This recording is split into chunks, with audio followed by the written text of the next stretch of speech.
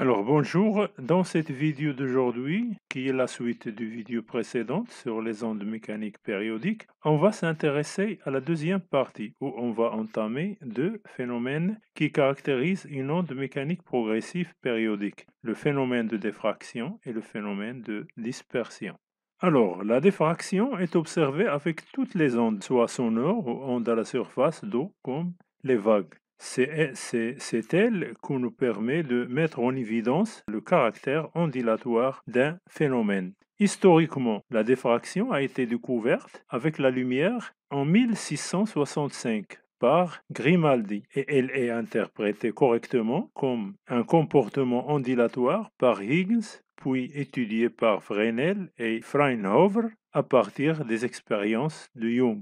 Le phénomène de dispersion est aussi un phénomène ondulatoire affecté aussi à une onde qui se propage dans un milieu dispersif, c'est-à-dire que dans ce milieu, la longueur d'onde lambda dépend de la vitesse de propagation, ce qu'on verra dans cette vidéo-là. Ce phénomène affecte aussi toutes les ondes mécaniques, soit les vagues, son, lumière, etc. Alors, dans la première partie de cette leçon, on a vu qu'une onde mécanique progressive périodique est caractérisée par deux grandeurs physiques. La périodicité temporelle, T, la période, qui est égale à 1 sur n, où n c'est la fréquence, et aussi la périodicité spatiale lambda, qui sont liées par une relation lambda est égal à v fois t. C'est le produit de la vitesse fois la période t, qui est égal à aussi au rapport de la vitesse sur la fréquence n. Et on a vu aussi dans la première leçon les ondes mécaniques progressives à la surface de l'eau. Et comme exemple, les vagues qui se sont au début déroulent créées sous l'action de vent et quand ils s'approchent au rivage, on les appelle des vagues. Lorsque ces vagues rencontrent une ouverture ou un détroit ou une entrée de port, ils changent leur aspect ou leur forme, qui devient circulaire. Question ici, comment peut-on expliquer ce phénomène?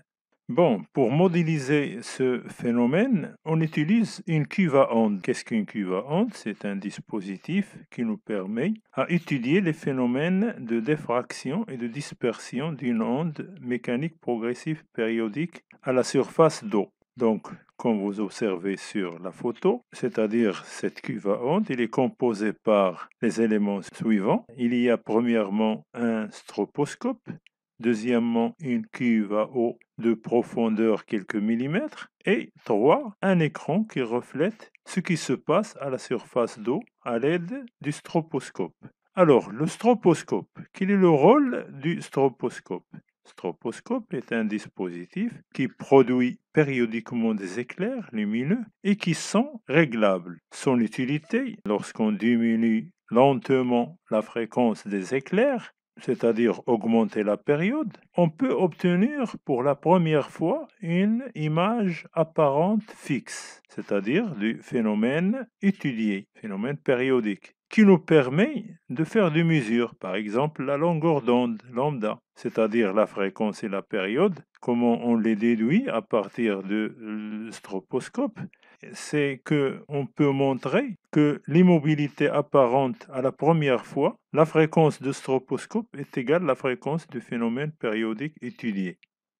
Bon, j'ouvre ici une parenthèse, c'est que l'étude du stroposcope ou le phénomène stroposcopique n'est pas au programme, mais on a ici utilisé seulement ce dispositif-là pour étudier les deux phénomènes, c'est-à-dire la diffraction ou bien la dispersion.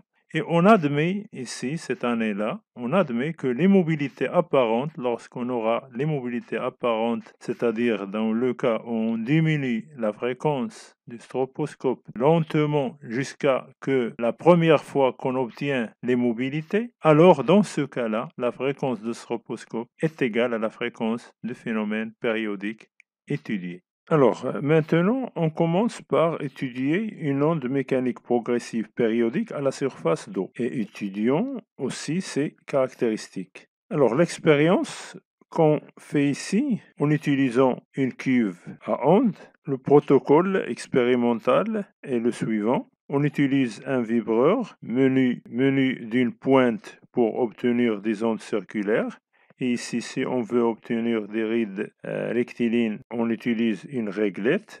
Alors, cette pointe-là frappe avec une fréquence connue la surface de l'eau contenue dans la cuve à ondes. Et on éclaire la surface de l'eau avec un stroposcope, qui est une source des éclairs lumineux périodiques de fréquence NE, connue et réglable. Il permet de déterminer la fréquence N d'un phénomène périodique. On commence l'éclairement par des éclairs de fréquence élevée, puis on diminue progressivement la fréquence. Alors qu'observe-t-on?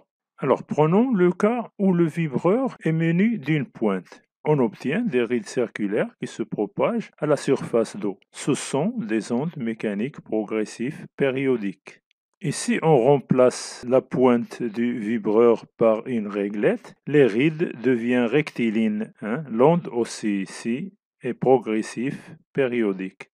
Donc, ces ondes-là, ce sont des ondes caractérisées par une double périodicité. Une périodicité temporelle, T est égal à TE. La période de ces ondes-là est égale à la période des éclairs, c'est-à-dire la période à la première immobilité, c'est-à-dire la fréquence de la première immobilité. Et aussi la périodicité spatiale lambda, qu'on peut la mesurer à l'aide d'une règle sur l'écran du cuve à ondes. Voilà, par exemple ici, je schématise ici ces ondes-là. Voilà lambda, c'est-à-dire entre deux crêtes claires. Donc, ceux qui ont continu, ce sont des crêtes claires. Ceux qui ont discontinu, ce sont des creux. La distance qui sépare deux crêtes est égale à lambda, ou bien la distance qui sépare deux creux. Alors maintenant, que se passe-t-il quand une onde rencontre un obstacle? Alors pour cela, et pour répondre à cette question-là, je vous propose ici deux animations. Donc dans cette animation-là, à l'aide d'une réglette qui est fixée à un vibreur, on produit des ondes rectilignes sur la surface d'eau d'une cuve à ondes. Et on dispose de règles sur le trajet des ondes, deux règles. Ces deux règles-là permettent de créer une ouverture de largeur A réglable. Ces deux règles-là, cette ouverture-là, modélise dans la réalité l'entrée d'un port ou un détroit. Donc prenons le premier cas, le cas où A est très supérieur à lambda. Je prends une ouverture ici très grande. Alors qu'est-ce qu'on va observer ici? Voilà.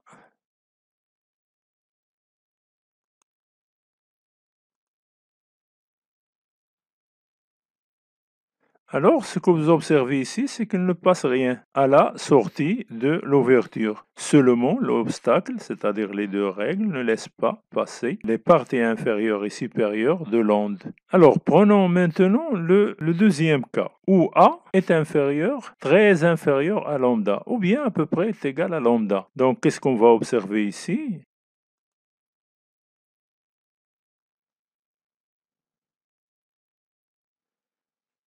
Alors ici, pour une ouverture assez étroite,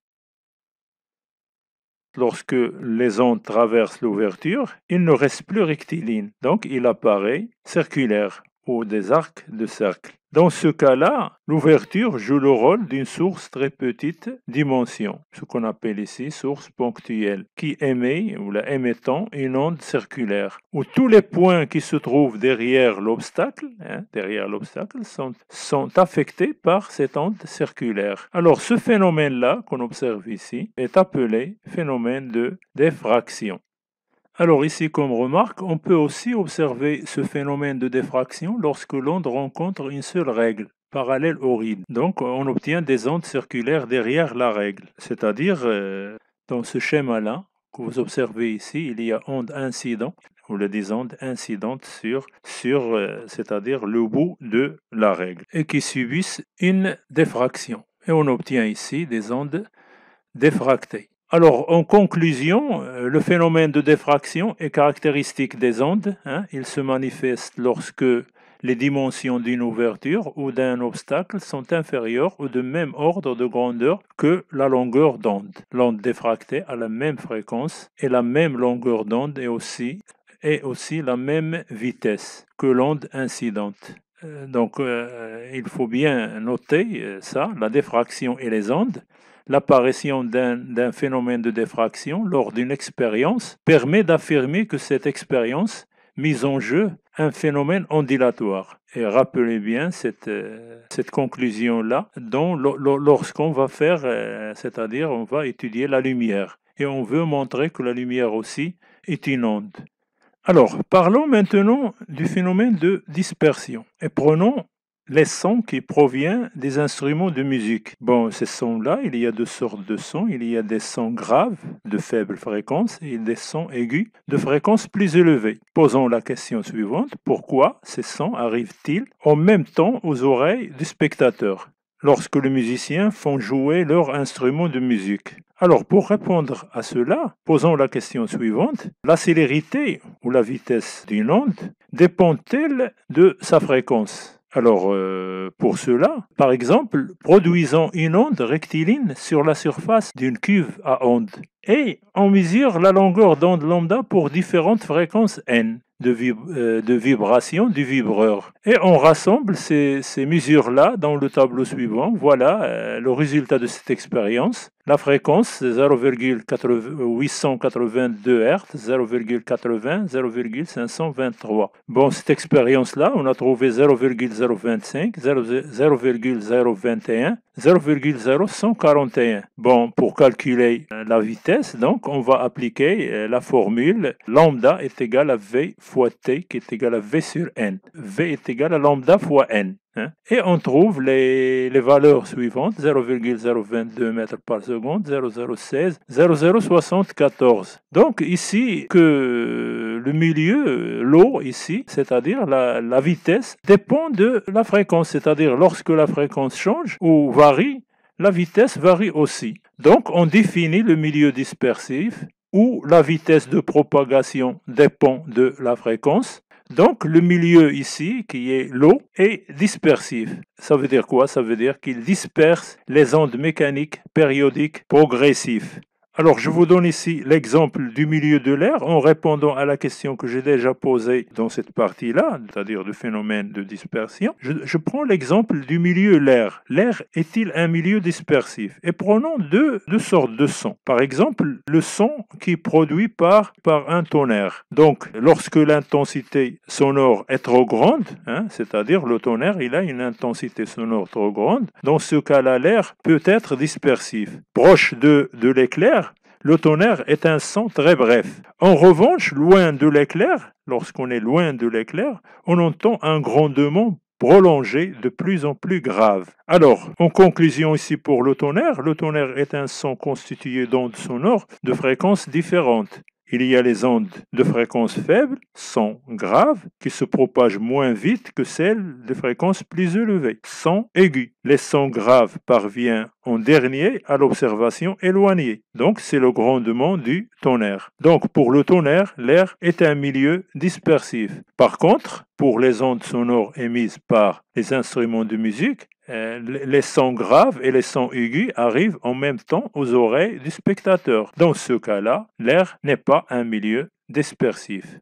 Alors, en conclusion, un milieu dispersif est un milieu dans lequel la vitesse de propagation d'une onde dépend de sa fréquence. Et merci, et à la prochaine vidéo, Inch'Allah.